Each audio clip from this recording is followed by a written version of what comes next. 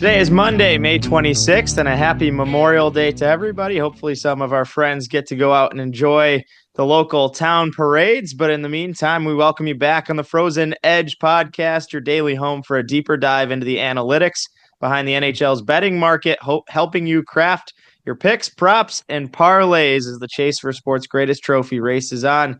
He's Timo Seppa, riled up about the content we're about to talk about. Former senior manager of hockey analytics at the NHL. Timo, what's happening?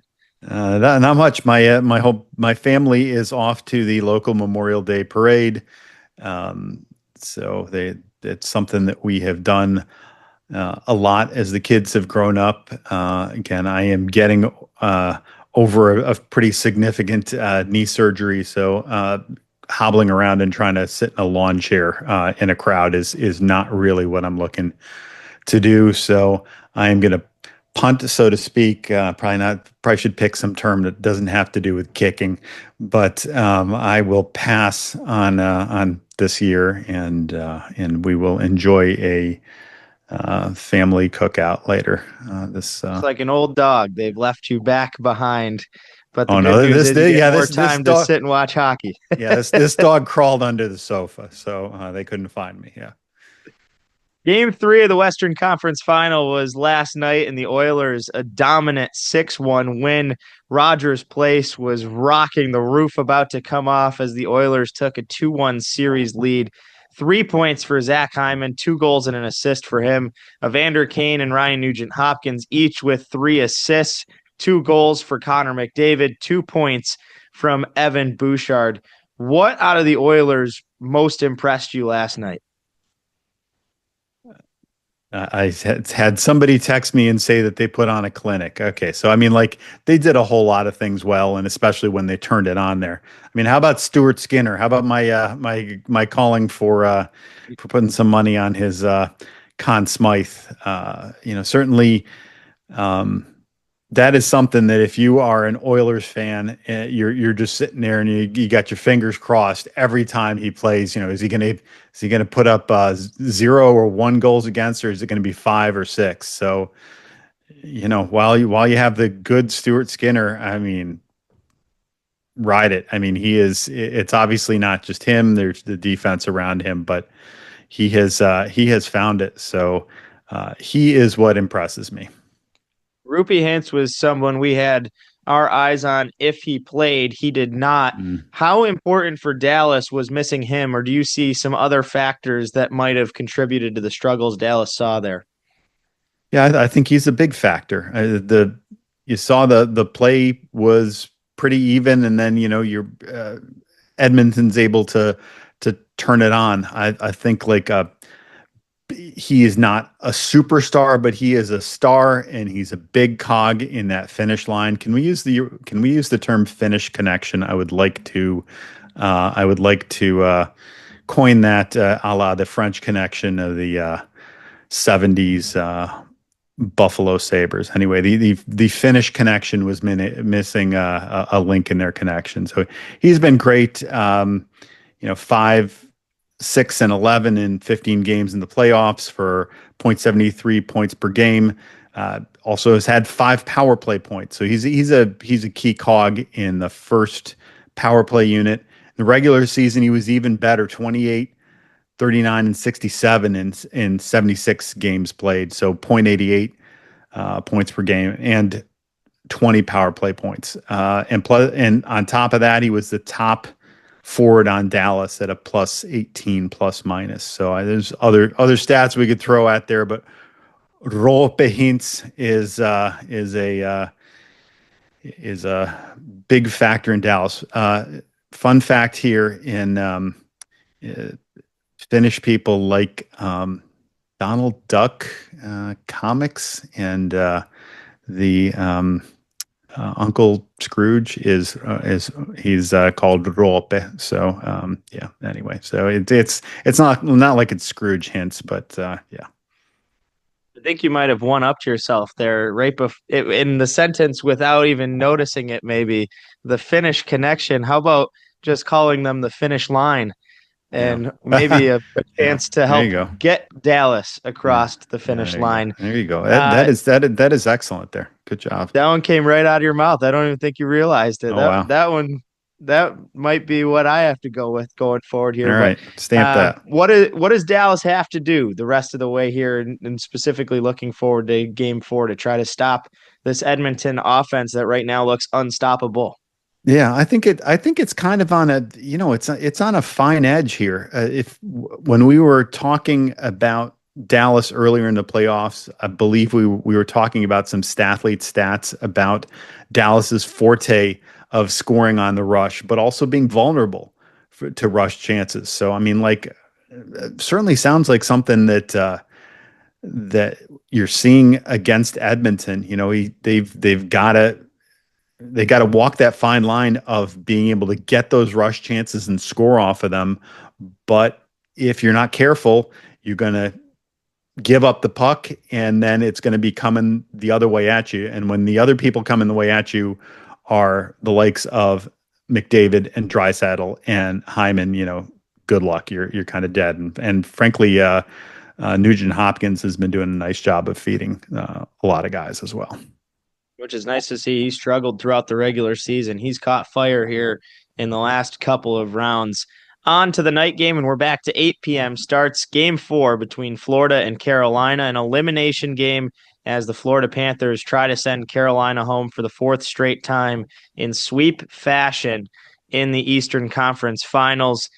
Florida, a heavy favorite, minus 190 on the money line, plus 138 to cover a minus 1.5 spread. Carolina, plus 155 underdogs, minus 170 on a plus 1.5 spread. The over under 5.5, over minus 102, under minus 120. And Carolina has us feeling two different types of ways. I Mm. am down on the Hurricanes. You are fired up with their performance and have reason to believe that they need to come out tonight. I would like to believe the same thing here, Timo, but first, let's start in Yeah. net for Carolina Yep. and a big decision for Rod Brindamore. He switched to Pyotr Kochetkov for Yeah. 2 periods. It looked like the right decision. And then he got absolutely lit up in the third period. 5 goals in a span of 8 minutes against him. He has 2 starts in the postseason so far, let in 4 goals in a game they came back and won, let in 6 last night. Mm. Freddie Anderson had 2 abysmal starts to start this round, but other than that, throughout the playoffs, has really been the rock on the Carolina side. If you're the coach, where do you go on the goaltending decision here? Yeah, Kochetkov looked like a great call there early in the game. Kind of unfortunate that first goal that went in off Orlov. Um, he looks like a dynamic roll the dice kind of goalie where he'll be spectacular, but I haven't watched him a lot, so I didn't know what to read. When the roof caves in like that, how much of that is just like you are playing, you are again like on that fine line of just like you're making that great save and you're on top of it, and then once the goals start coming in, is he a guy, or are they a team that just kind of loses focus? And Florida's been I mean, they're a playoff beast. I mean, they looks like they're going to make the Stanley Cup final for the third year in a row. I mean, this is kind of a little mini dynasty, and this is a team that seems built for the playoffs. And so when they're smelling blood, if you're weak, that you're going to end up with this kind of result. But anyway, so just bringing back to the goalies. Regular season, Kochetkov had more starts than Anderson, but they were basically even in save percentage, both at just sub 900 save percentage. Digging down a little deeper, there is a infrequently used report on NHL.com/stats, which I had a bunch of input on that once upon a time, but where you can look at goalies on how they have done on a certain number of days of rest. And, you're talking about smallish sample sizes no matter what. But Kochetkov this season on 1 day of rest, so that would be what this is. 896 save percentage, and that happened 9 times that he started after 1 day of rest, so below average. On 3 days of rest, which happened 14 times, he was 920. So Kochetkov, I mean, he functioned best when he was kind of this alternating 1B kind of guy. At least that's what this sample during the regular season would say. So, um, I don't have great numbers to back up like, oh, Freddie Anderson would be good on 3 days of rest. He was actually quite good on 4+ days of rest this season at 916. But Kochetkov looked like a good roll of dice, but I am not seeing any numbers that would tell me anything other than Freddie Anderson. So digging into those, how do they do on a certain number of days of rest, did not come up with anything that would tell me that you should go with Kochetkov. So my answer is Freddie Anderson, but my answer is that the team needs to be better. So that's my fired up bit, and I can get into that. Carolina has a 3-7 record in their last 10 games against Florida, minus 18 goal differential over that span. Florida's covered the puck line all 3 games, and that's kind of where I'm tending towards on my picks. Key injuries in this game: Sam Reinhart is doubtful going in. Nico Mikkola, AJ Greer were both banged up. Mikkola sounds like he'll play tonight. He had 2 goals in that win the other night.